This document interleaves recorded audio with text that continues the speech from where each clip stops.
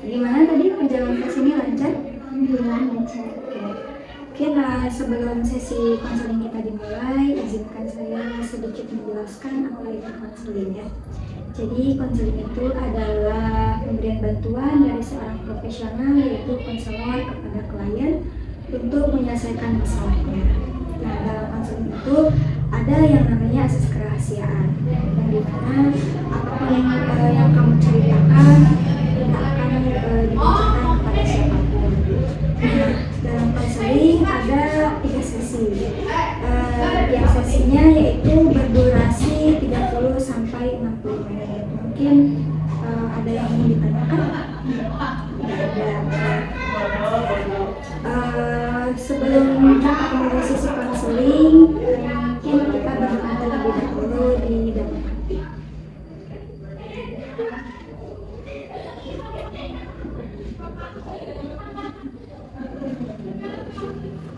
Tujuan kamu mengikuti sesi konseling ini Untuk bisa curhat apa? tentang ini. Tentang bullying.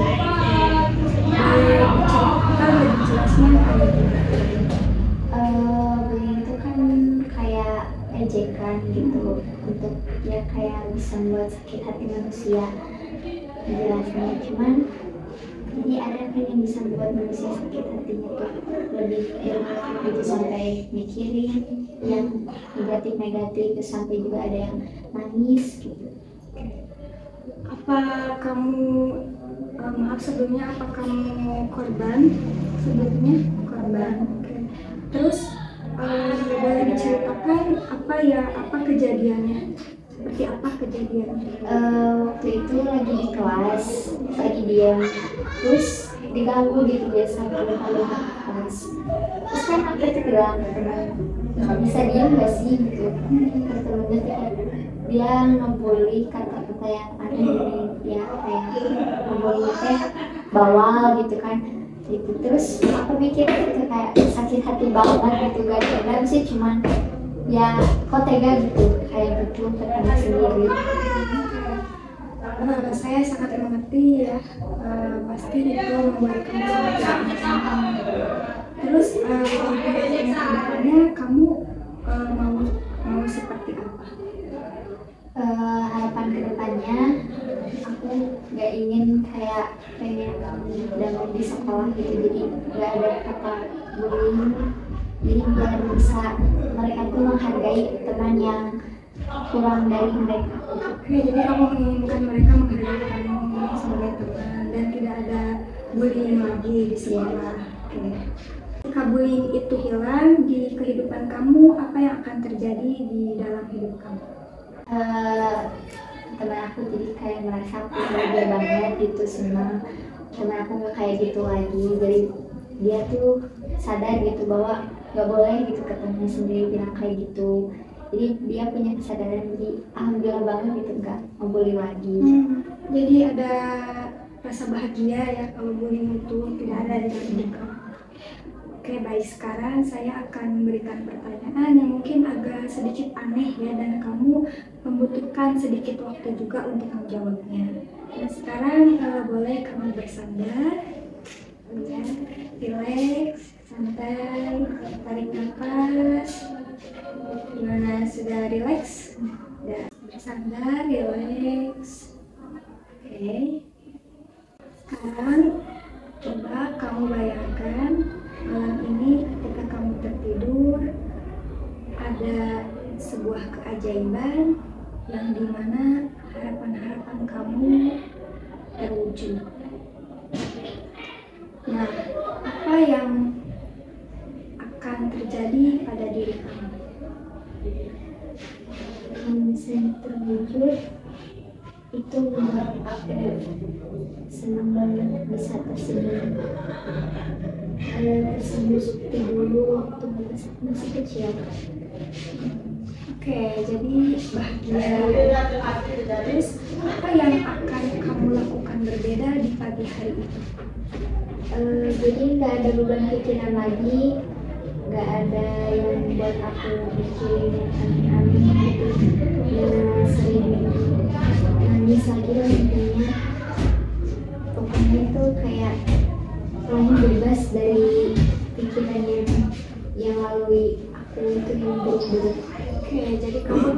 dari pikiran-pikiran negatif ya.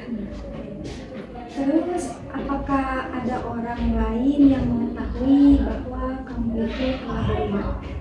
Tidak. Ada. Kalau boleh tahu siapa? Teman sekolah. Teman sekolah. Oke. Apa yang teman kamu lihat yang berbeda dari diri kamu? Jadi teman aku lihat aku tuh jadi kalau misalnya disuruh sama guru lebih pede, nggak mau malu gitu. Jadi nggak sering nangis lagi, nggak mikirin yang aneh-aneh. Jadi dia sering nyemangatin aku gitu buat nggak kayak gitu lagi. Oke, jadi kamu merasa lebih pede, terus lebih bahagia lagi ya. Oke. Terus apa yang teman kamu katakan ketika teman kamu melihat ada perubahan di dalam diri kamu? Yang dia katain, ya kamu bagus, jangan kayak gitu lagi. Seharusnya kamu tuh harus jadi orang yang kedepannya lebih baik lagi. Intinya jangan ada kata insecure dan pokoknya semangat, gak boleh nyerah dalam perkataan orang-orang yang bilang sama kamu. Oke, baik. Terus respon kamu setelah mendengar hal itu dari teman kamu seperti apa? Respon aku sih bilang makasih ya gitu, udah dengerin curhat-curhatan aku waktu itu, terus bisa nyemangatin aku terus, selalu di sisi aku gitu. Jadi nggak, intinya aku tuh bahagia banget gitu, nggak selalu sendirian gitu. Oke, jadi kamu berterima kasih kepada teman kamu karena tidak membiarkan kamu sendirian ya. Katakan saja semua yang tadi kamu jelaskan sudah tercapai. Nah, kira-kira apa yang kamu rasakan? Aku rasain itu bahagia sih. Bahagia. Oke, ada lagi? Tidak ada lagi. Oke, baik. Terus perasaan bahagia itu muncul di bagian tubuh yang mana? Yang paling kuat yang kamu rasakan? Di dalam hati. Di dalam hati. Oke. Berarti di dada ya. Boleh simpan tangannya di dada. Oke, sekarang apakah perasaannya besar atau kecil? Besar. Besar. Berbentuk atau tidak berbentuk? Berbentuk. Berbentuk apa? Yang kayak hati gitu. Hati, oke. Berwarna atau tidak berwarna? Berwarna putih. Berwarna putih. Sekarang saya ingin kamu bayangkan kaki kamu masuk ke bentuk hati yang berwarna putih itu. Terus kamu bawa perasaan itu ke memori pertama kali munculnya perasaan bahagia itu di masa lalu. Fokus, temukan, dan ketika memori itu muncul, beritahu saya.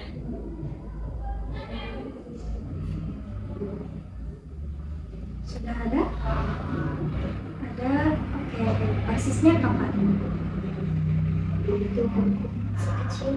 Masih kecil. Persisnya usia berapa dan kelas berapa? Waktu umur 3 tahun tapi masih TK.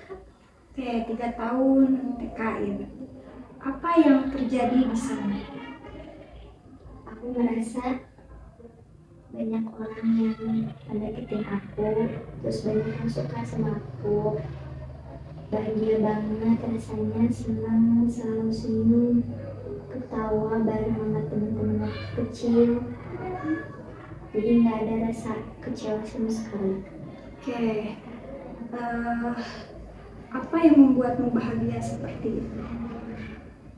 Yang membuat aku bahagia itu lagi main sama teman-teman, terus ketawa, makan bareng, tuh hujan-hujanan bareng, sampai dimarahin mama itu kayak benar-benar buat aku bahagia gitu. Oke, jadi hal itu membuat kamu merasa sangat bahagia ya. Oke. Terus saya jadi penasaran apa yang ada di pikiran kamu waktu itu. Yang ada di pikiran aku waktu itu, aku cuman bisa apa ya, kayak main terus gitu. Main ya. Oke.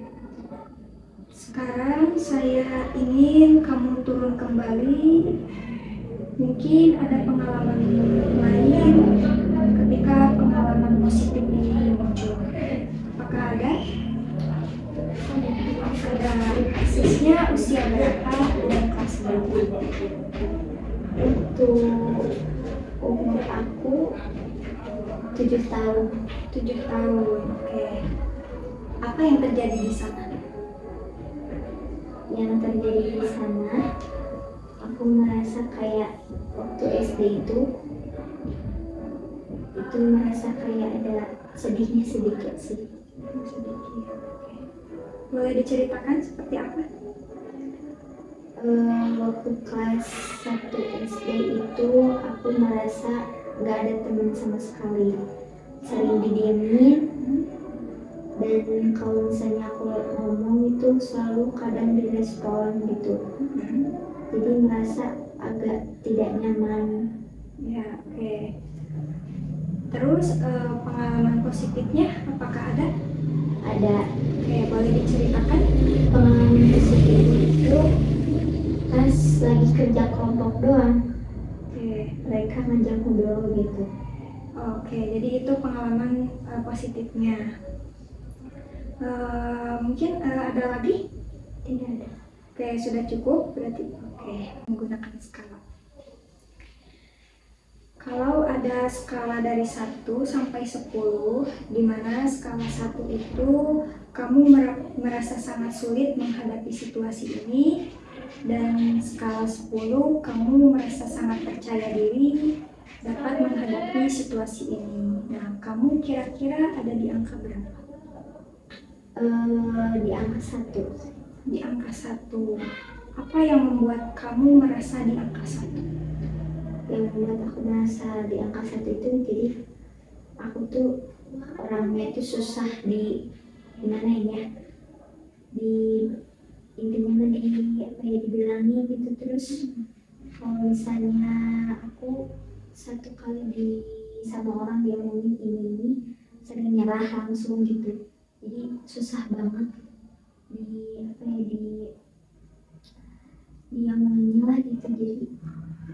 Jadi merasa kayak takut gitu, terus sering mikirin aneh-aneh, jadi susah banget dibenerin. Oke, jadi itu yang membuat kamu berada di angka 1 ya. Oke, baik. Misalkan semua apa yang kamu harapkan ini terjadi, kira-kira ada di skala mana? Di skala 10. Oke, 10, baik. Apa yang akan kamu lakukan supaya kamu bisa naik ke angka 10? Yang aku lakuin, aku bisa jadi orang yang terbaik bagi orang lain gitu. Terus bisa lebih jadi apa ya, jadi kayak bisa beda lagi lah ke depannya gitu. Jangan kayak rasa ada sedih lagi, overthinking lagi, itu hilangin gitu. Jadi pengennya tuh bahagia lagi gitu, kayak seperti dulu. Oke, baik. Dengan cara apa kamu akan menghilangkan rasa sedih, rasa ketidakbahagiaan itu? Satu-satunya adalah sama temen gitu, buat menghilangkan stres, meringankan beban pikiran juga gitu. Ada juga main HP sih. Oke, berarti main sama teman atau main handphone. Terus ada lagi? Gak ada. Udah, berarti udah cukup ya. Oke. Apakah semua yang tadi kamu lakukan akan benar-benar kamu lakukan? Ya. Oke, baik. Terus apa efek yang kamu rasakan setelah kamu melakukan hal-hal tersebut? Setelah aku melakukan hal-hal tersebut, aku jadi merasa diri aku jadi yang terbaik gitu. Terus intinya aku bisa berterima kasih pada orang-orang yang udah nyemangatin aku, terus bisa lebih kedepannya lebih baik lagi.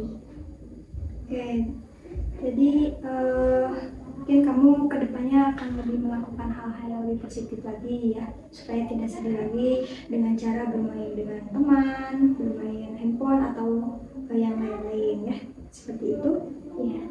Saya sangat terpukau sekali ya kepada kamu karena kamu telah menemukan solusi-solusi yang mungkin akan menjadi jalan harapan-harapan kamu nanti terwujud.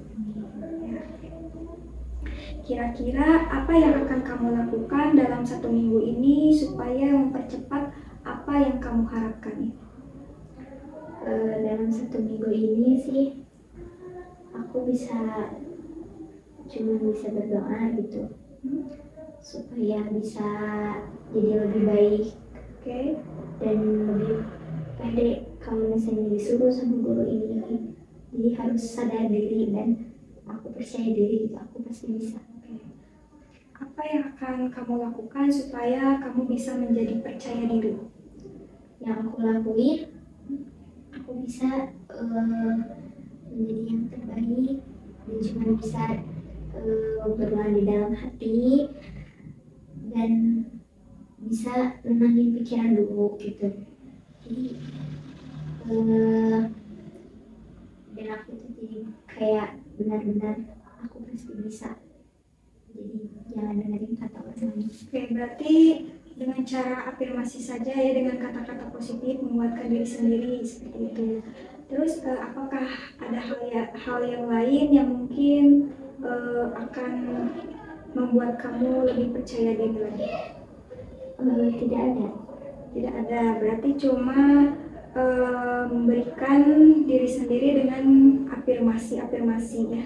Terus bagaimana caranya jika kamu minggu ini melakukan hal-hal yang tadi?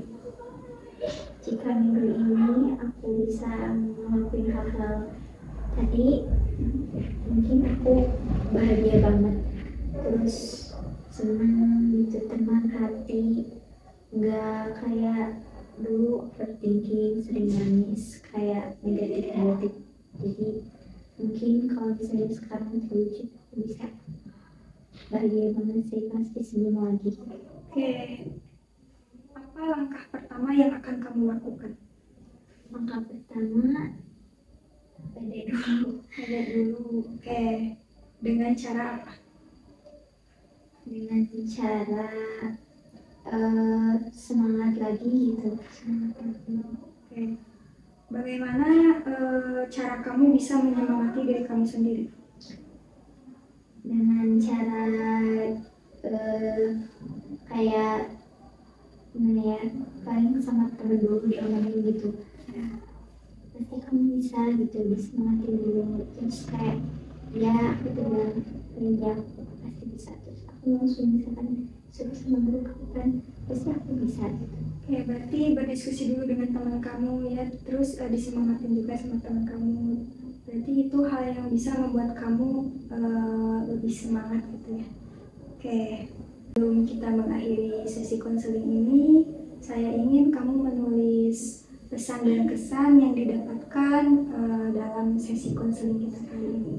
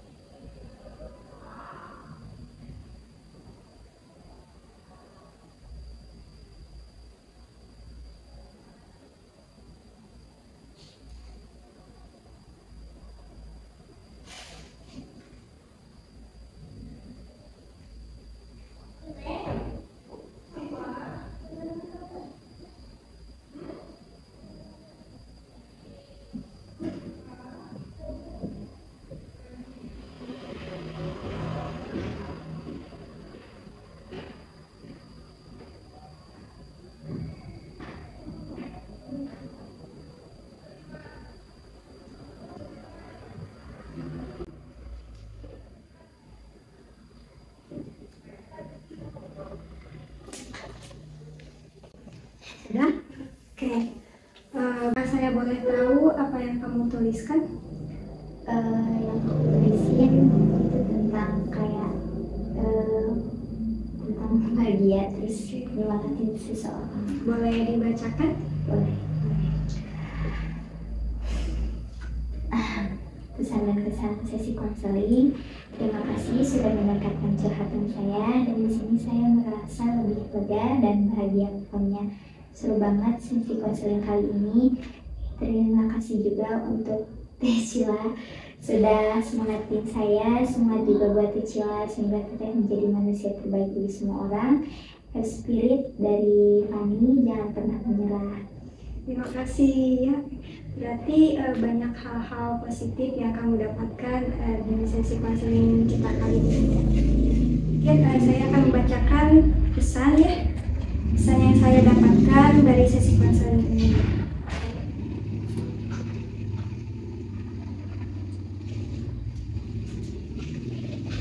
Saya sangat bangga sekali pada kamu. Kamu telah berani bicara mengenai hal yang membuat kamu terbebani atau tidak nyaman.